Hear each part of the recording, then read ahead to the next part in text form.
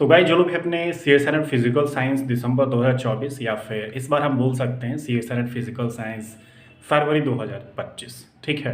तो आप सभी को पता है कि फरवरी में हमारा एग्ज़ाम होने वाला है और लास्ट एक महीना बचा हुआ है। तो इस मोमेंट में आपको क्या क्या चीज़ें करनी चाहिए। आपने बहुत सारे टॉपिक्स पढ़ रखे हैं, आपने सारा ख़त्म कर लिया है, फिर भी कुछ चीज़ें याद नहीं हो पा रही हैं, ठीक है। आपने सब कुछ सिलेबस पढ़ लिया है, सारे टॉपिक्स ख़त्म कर दिए हैं, हर एक चीज़ कर लिया है, लेकिन अभी भी आपको लग रहा है कि मतलब मुझे कुछ याद ही नहीं है, कोई फॉर्मूला मेमोराइज आपसे नहीं हो पा रहा है, ठीक है। कोई क्वेश्चन सॉल्व करने में दिक्कत आ रही है, कोई क्वेश्चन देख के भी समझ में नहीं आ रहा है। तो आपको करना क्या है, आपको थोड़ा सा एकदम आराम से, प्यार से, इत्मीनान से, अपना स्टार्टिंग से जो भी आपने चीज़ें पढ़ रखी हैं सब कुछ आपको अब मतलब टॉपिक से रिलेटेड जो भी चीज़ें आएंगे वो तो आप समझ ही लेंगे, ठीक है। तो जितना हो सके प्रैक्टिस अब स्टार्ट कीजिए, ठीक है। लास्ट मोमेंट में नए नए टॉपिक्स करने से कोई फ़ायदा नहीं होगा।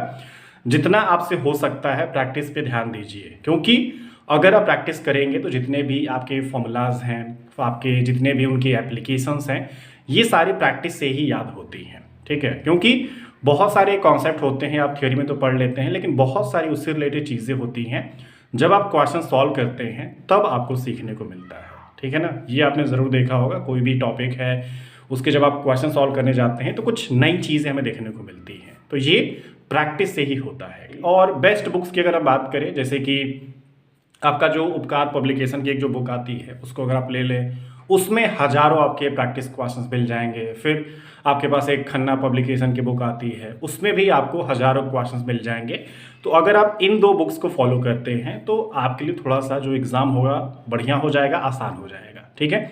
इनको फॉलो करना ज़रूरी है। जितना भी आपने क्वेश्चन सॉल्व किया है वो साइड में रखिए, लेकिन इन दो बुक्स के जो भी क्वेश्चंस हैं, जो भी इनके एग्जाम्पल्स हैं, उसको फॉलो कीजिए, तभी आपका एग्ज़ाम बढ़िया हो सकता है, ठीक है। और इसके साथ ही साथ जो भी आपके लास्ट 6 to 7 ईयर्स के जो पेपर्स हैं सीएसएन फिजिकल साइंस के, फिर गेट फिजिक्स के, फिर जस्ट फिजिक्स के, इसको भी आप बढ़िया से फॉलो कीजिए, क्योंकि इनमें जो क्वेश्चंस होते हैं कई बार एक दूसरे से थोड़ा सा चेंज भी कर दिया जाता है। जैसे कि हो सकता है कोई जो एक क्वेश्चन है गेट में कभी आया है, 2 साल पहले आया, 3 साल पहले आया, हो सकता है कि आपके एग्जाम में आ जाए।